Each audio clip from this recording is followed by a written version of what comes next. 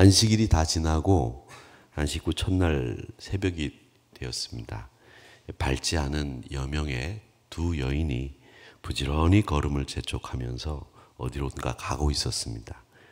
그녀들의 얼굴은 슬픔으로 굳어 있었고 죽음의 충격에서 헤어나오지를 못하고 있었습니다. 두 명의 여인은 3일 전에 예수님이 십자가에서 처절하게 그리고 극악무도한 사람들에 의해서 충격적인 십자가 처형을 당하는 것을 직접 눈으로 봤습니다. 그것도 사랑하는 예수님의 십자가 처형이었기 때문에 그녀의 충격은 상당했습니다. 그 두 여인의 이름은 한 분은 막달라 마리아, 또 한 분은 또 다른 마리아였습니다. 평소에 주님의 말씀이라고 하면 무엇이라도 할 수 있는 태도를 가지고 있었던 신앙인이 바로 이 막달라 마리아와 또 다른 마리아였습니다. 예수님이 십자가에 달려 돌아가신 날도 그들은 무덤까지 같이 가려고 작정을 했던 것처럼 그렇게 슬퍼했고 또 무덤까지 장사 지내기 위해서 가서 요셉이 자기의 새 무덤에 예수님의 시신을 넣고 큰 돌을 옮겨 놓는 것까지 확인하고 이른 새벽에 사람이 아무도 없을 때 예수님의 시신에 향품을 발라야 되겠다 생각을 하고 길을 나선 것입니다. 오늘 말씀을 이해하기 위해서 우리가 꼭 알아야 될 것이 있습니다. 그것은 예수님 당시 장례 문화입니다. 우리나라도 장소, 지역 여기에 따라서 이 장례 문화가 굉장히 다릅니다. 충청도에 제가 처음 이제 목회를 하러 갔습니다. 목회를 그 당시에 할 때는 선배 목사님들이 내가 처음 목회를 할 때에는 다 이렇게 장의사 하시는 분들과 염을 같이 했다. 그래서 이 염하는 것은 목사가 꼭 알아야 되는 목회 스킬이기도 하다. 이렇게 말씀하시면서 염할 때 일어났던 에피소드들을 얘기를 쭉 하셨던 기억이 납니다. 그런 기억을 가지고 저도 충청도에 가서 목회를 했습니다. 목회를 하는데 장례가 나서 이제 장례식을 치르게 되었는데 산 위에 올라가서 하관 예배를 드리려고 하는데 이분들이 관을 부시기 시작을 했습니다. 그리고는 시신을 염한 시신을 따로 꺼내서 그걸 삽관에 이렇게 내리는 거예요. 그래서 제가 깜짝 놀랐습니다. 목회 초년기에 목사가 이 하관 예배를 드리면서 깜짝 놀란 모습을 보여주기는 싫어서 안 놀란 것처럼 했지만 내심 놀랐습니다. 관을 거기서 부셔가지고서 들고 내리고 그리고는 시신을 내리고는 횡대라는 것을 쓰는 것으로 알고 있었는데 횡대를 또 안 쓰는 거예요. 그리고는 흙을 막 시신 위에다가 막 뿌리고는 그리고는 그 위에 올라가서 발로 지근지근 막 밟는 거예요. 그래서 얼마나 아프실까 생각이 들어서 밟지 않았으면 좋겠다 이런 생각이 들었는데 또 충청도도 밟는 데가 있고 안 밟는 데가 있더라고요. 근데 충청도도 또 논산으로 갔는데 거기는 문상을 끝나고 나오니까 상주가 봉다리 하나를 들고 나와요. 뭔가 봤더니 이거 가지고 가스레인지를 하나 주면서 이제 가서 저기 가서 삼겹살들 구워 드시라고 이 논산에 가면은 항상 이 삼겹살을 한 봉다리씩 이렇게 주는 이런 일이 있어서 논산에서 초상이 나면 오늘 또 삼겹살을 먹겠구나 이런 생각을 하고 갔던 기억이 납니다. 이렇게 지역마다 주는 음식이 다르고 장례 문화가 다 다릅니다. 다 다른데 이스라엘은 우리나라와 얼마나 많이 다르겠습니까?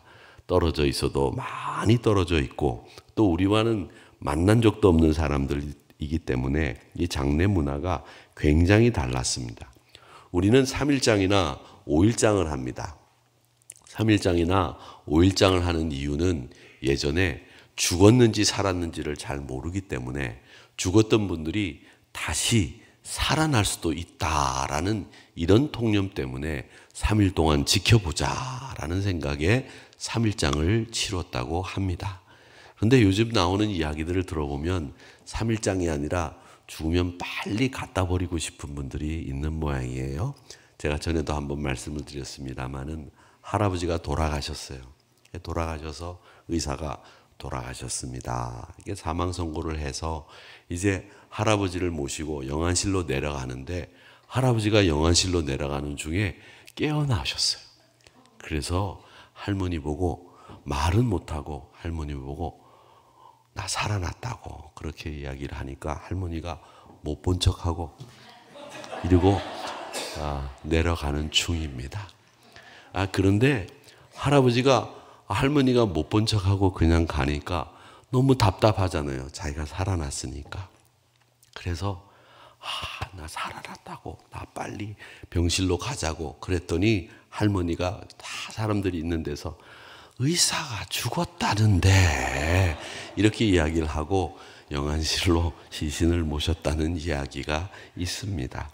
그렇게 우리는 이 3일 동안 살았는지 돌아가셨는지를 지켜보기 위해서 이 3일장, 5일장을 하는데 이스라엘은 그런 법이 없습니다. 24시간 안에 무조건 묘 안에 안치를 합니다.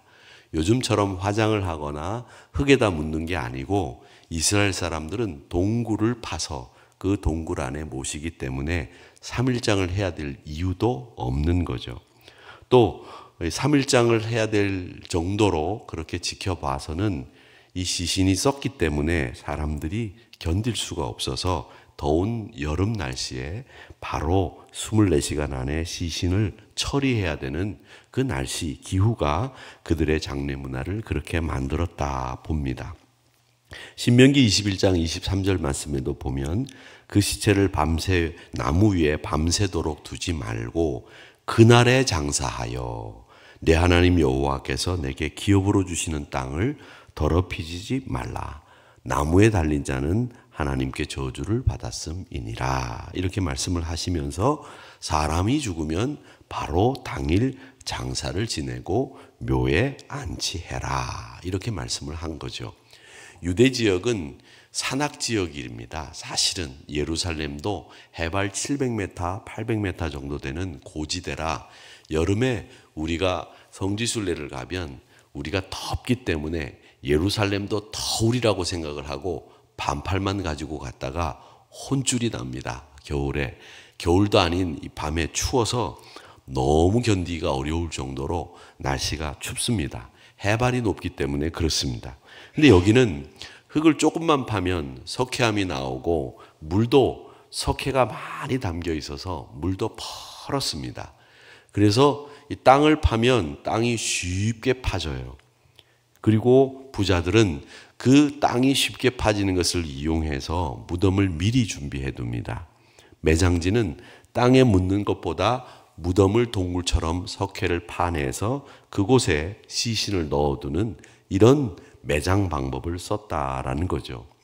장례를 할 때는 남자와 여자가 하는 일이 구분됐는데 남자들은 시신을 무덤까지 운반하는 일을 했고 여자들은 곡을 하고 향유를 바르는 일을 여자들이 했습니다.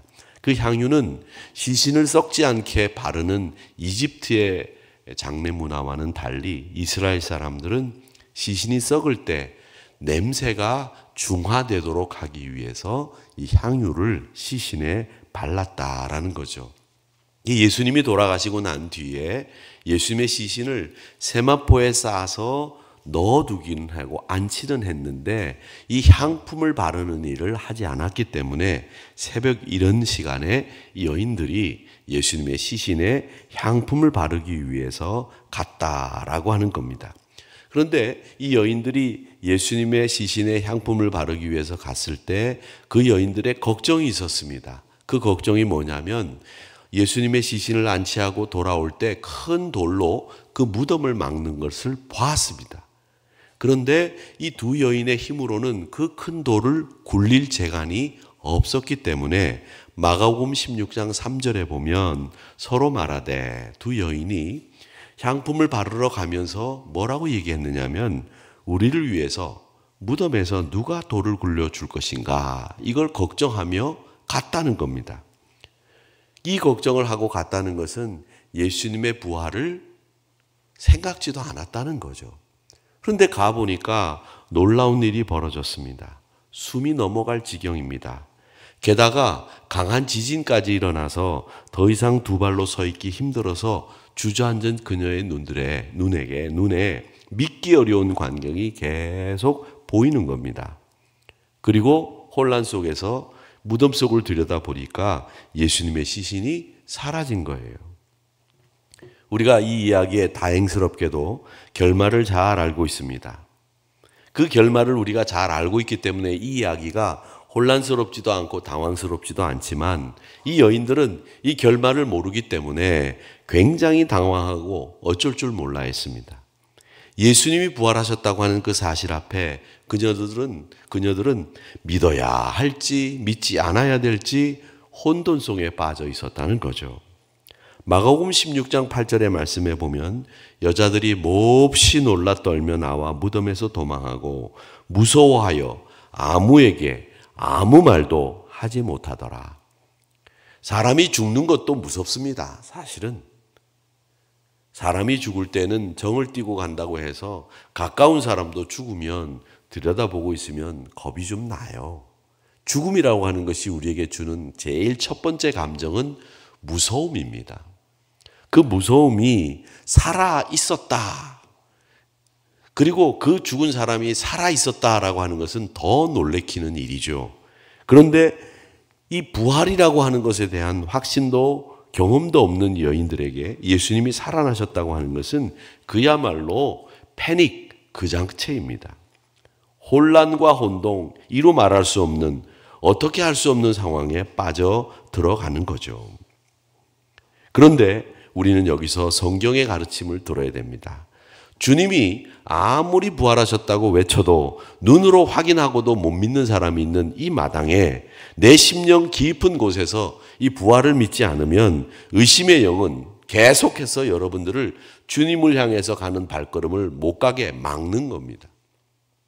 여러분이 아무리 열심히 신앙생활을 한다고 하더라도 우리 신앙의 가장 큰 핵심은 뭐냐면 이 부활신앙이에요. 부활신앙이 제대로 자리를 잡지 않으면 여러분 신앙은 다 사상 누각입니다. 내가 부활합니다. 예수님이 부활의 첫 열매가 되셨습니다. 내 신앙은 이 위에 서 있어야 되고 우리 교회는 이 이야기를 증거하면서 시작되었다라고 하는 확실한 약속과 그것이 부활신앙의 근거 위에 서 있어야 된다라는 거죠.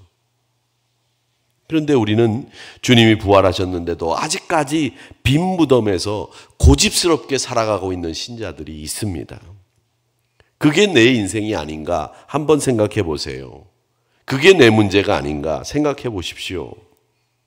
왜 아직도 빈 무덤 속에서 헤어나오지를 못하고 혼란 속에서 신앙생활을 하고 있습니까? 확신을 가지고 신앙생활을 해야 되고 믿음을 가지고 신앙생활을 한다고 한다면 이 부활신앙을 확고하게 여러분 세우셔야 됩니다. 나는 부활합니다. 나는 다시 주님 만납니다. 우리 주님이 왕노릇하신 그날 주님과 함께 영광의 자리에 앉습니다. 이 확신을 가지시고 살아야 된다는 겁니다. 이런 신앙의 고집이 우리 한우리 성도님들에게 꼭 있었으면 저는 좋겠습니다. 왜 고집하면 나도 한 고집한다라는 분들이 계시죠. 근데 성경에는 이 고집이란 말이 좋게 표현 안 되고 있어요. 고집은 우상숭배나 하나님을 의지하지 않는 사람들을 향해서 고집스럽다라는 표현을 씁니다.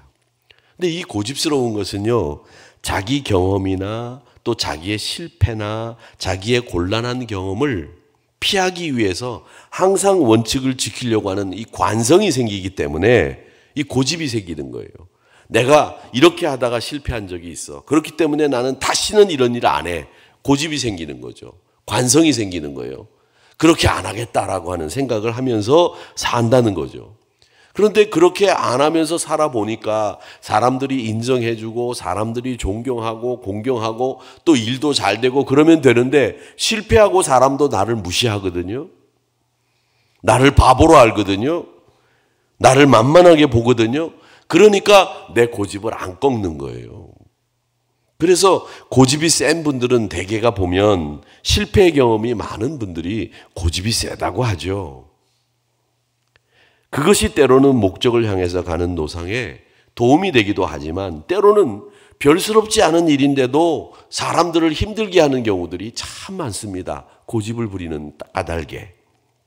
하나님 의지하고 그분을 사랑하고 그분과 함께 길을 가는 것을 즐겨 하셔야지 여러분의 뜻을 안 꺾고 그 여러분의 뜻대로 사는 것을 즐겨 하는 것을 신앙인들은 마뜩하게 생각하셔서는 안 됩니다. 늘 하나님의 뜻, 하나님의 말씀, 하나님의 뜻 앞에서는 언제든지 내 뜻을 꺾을 수 있는 유연함과 완악함이 사라져 있는 신앙의 덕목들, 이런 것들을 여러분 가지고 계셔야 된다라고 하는 것이죠. 그러게서 오늘 이 말씀을 통해서 보면서 빈 무덤에서 떠날 수 있는 내가 될 수 있느냐라고 했을 때 별스럽지도 않은 일 앞에서 내가 나를 주장하고 내가 아는 것이 다 아는 것처럼 생각하는 이런 신앙의 자세는 우리가 버리자라는 겁니다. 여러분, 얼마나 우리가 많이 알고 있습니까? 얼마나 다 알고 있습니까? 그렇지 않습니다. 우리가 그렇기 때문에 하나님과 함께 가고 하나님의 뜻을 알고 말씀을 알아가는 것이 우리에게는 더 즐겁고 행복한 일이라는 것을 여러분 기억하시고 임마누엘의 신앙으로 예수님과 하나님과 늘 동행하는 것을 즐겨하시는 여러분들이 다 되시기를 주님의 이름으로 축복합니다. 이 혼란과 두려움 속에서 떨고 있는 여인들에게 주님이 천사를 통해서 빈 무덤을 보여주시면서 예수 부활하셨다 복음을 전하십니다. 그리고 제자들에게 빨리 가서 갈릴리에서 만나자라고 하는 약속을 전하라고 이 여인들에게 말씀을 해주고 계세요. 근데 여인들은 지금 여성들하고 예수님 당시의 여성들하고는 달라요. 여러분, 지금 여성은 얼마나 참 많이 이 권익이 신장되고 이 여성들이 얼마나 사회적으로 많이 인정을 받고 있는 세상에 우리가 살고 있습니까? 그리고 이 여성분들은 연세가 드시면서 강한 호르몬이 나온대요. 이 남성들은 연세가 드시면서 약한 호르몬이 나온대요. 그래가지고 남자들은 연세가 드시면 눈물이 많아지고 여성들은 나이가 드시면서 힘이 강해지고 이렇게 변한다고 해요. 근데 보니까 여성들이 요즘은 정말 여성들이 살만한 시대에 사시는 것 같아요. 여러분 얼마나 살기 좋은 시대에 살고 있습니까? 안 그렇습니까? 여러분들은 인정 안 하시는데 보니까 여성들이 참 대단해요. 그래서 제가 나트랑 쪽으로 이렇게 가면서 저는 나트랑을 두 번째 가긴 하는 건데 이 두 번째 가도 첫 번째 갔을 때는 달랏이라고 하는 곳에 가서 그때 정기총회를 하느라고 갔던 적이 있어서 거쳐만 갔었고 처음 가봤는데 가보니까 다 어르신들이 많이 있어요. 근데 그 어르신들이 누구랑 왔느냐 보니까 한결같이 100이면 100 다 딸과 왔더라고요. 아들과 온 분이 없어요. 그래서 딸 가지신 분들은 참 행복한 줄로 믿으시기를 바랍니다. 그런데 제가 말씀드리려고 하는 것은 이 여성들의 지위가 너무 높아졌어요. 근데 예수님 당시에는 안 그랬습니다. 여성들은 천대받고 여성들은 인정받지 못하고 인구수에 계산도 안 되는 분들이었습니다. 그러니까 천대받고 무시당하던 것에 이 마리아와 막달라 마리아는 익숙해져 있었다는 거예요. 그런데 그 익숙해져 있는 이 막달라 마리아와 마리아에게 지금 천사가 나타나서 제일 먼저 부활의 소식을 전하고 제일 먼저 제자들에게 가서 메신저 역할을 하라고 사명을 주시고 있단 말이죠. 천사가.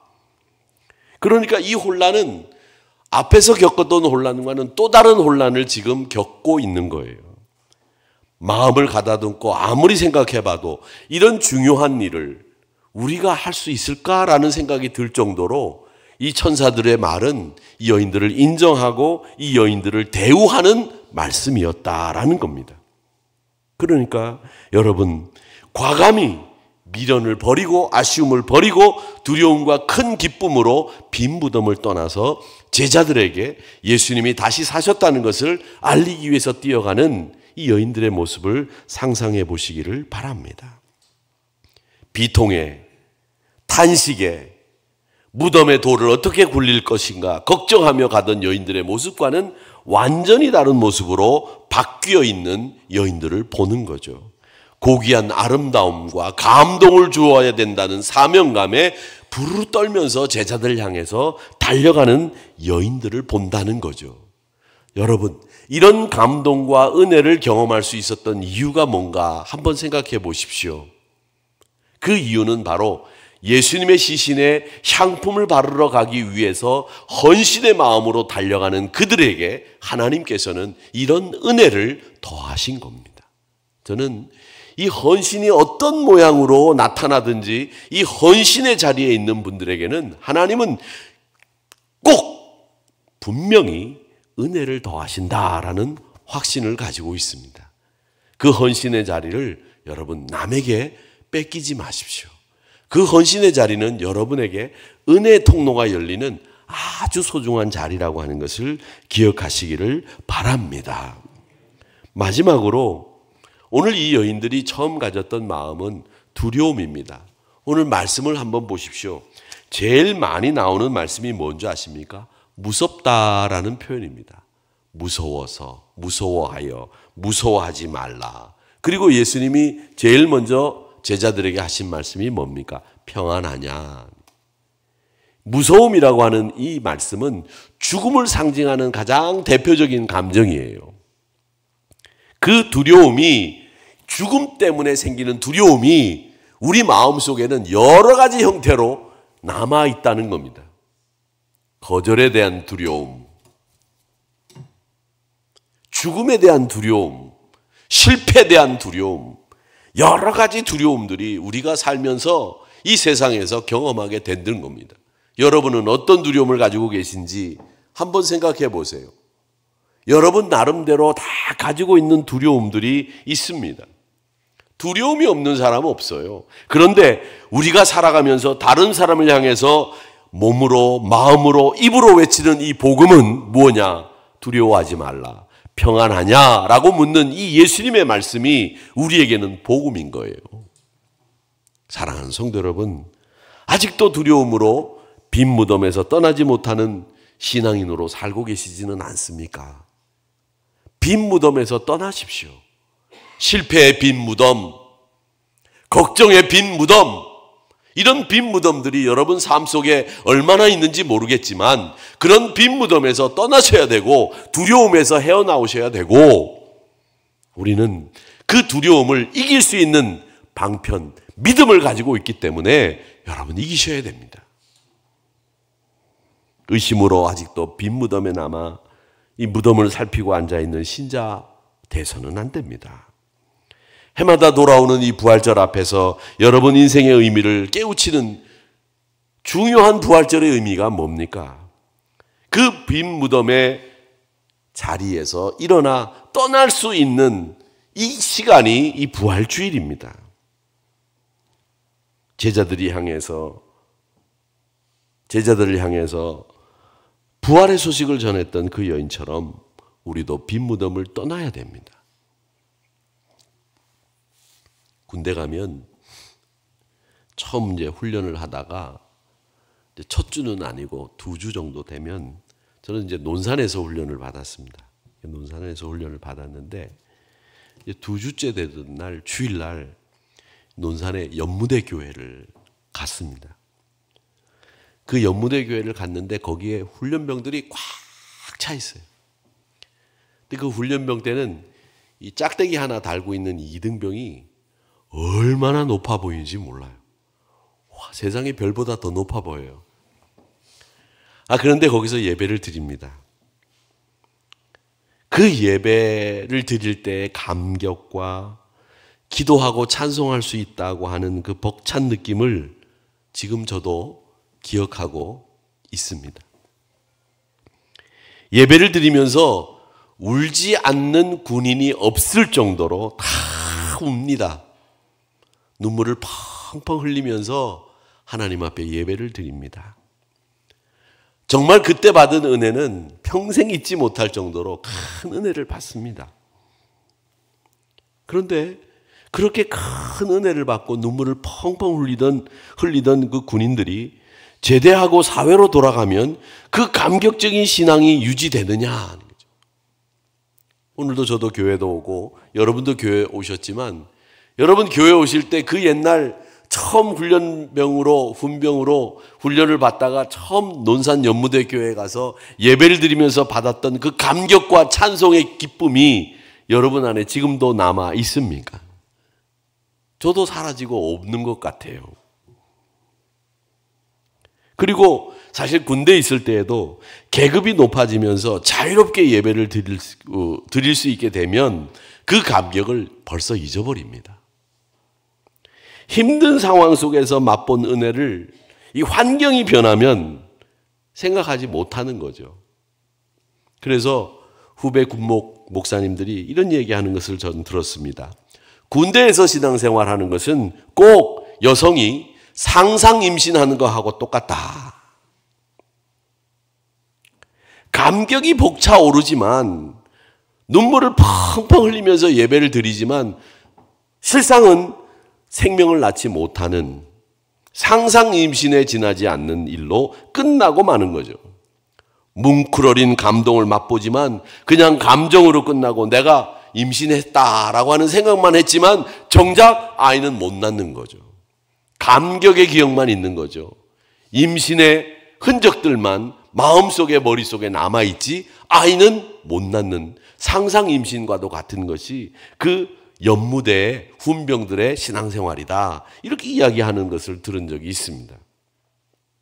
우리가 부활의 신비를 생각하고 감동적인 칸타타를 연주하고 세련된 연출과 멋진 기획 그리고 아름다운 선율과 함께 울려 퍼진 아름다운 찬양으로 감동적인 예배를 드려도 거기에 주님이 계셔야 되고 거기에 우리가 빈 무덤을 떠나는 허무와 공허에서 떠나는 믿음의 확신과 주님과 동행하는 신앙의 공고함이 자리 잡아야 우리가 생명을 낳는 겁니다. 부활절 이후 여러분은 상상 임신이 아니라 정말 생명을 낳을 수 있는 생명이 있는 이런 신앙으로 탈바꿈하시기를 주님의 이름으로 축복합니다. 매일 기쁨과 감동으로만 반복되는 부활절이 아니라 이 감격이 생활로 신앙으로 이어지는 생명을 낳는 부활절이 되어야 됩니다. 그러기 위해서 우리는 의심의 빈 무덤, 부활의 신앙이 없는 빈 무덤에서 떠나셔서 확실한 부활의 신앙 위에 서는 예수 부활하셨다라는 말씀을 들을 수 있고 행할 수 있는 주님의 능력을 깨닫는, 그래서 두려움과 경건한 두려움과 기쁨으로 세상 속으로 달려나갈 수 있는 신앙인으로 우뚝 서시는 저와 여러분이 되시기를 주님의 이름으로 축복합니다.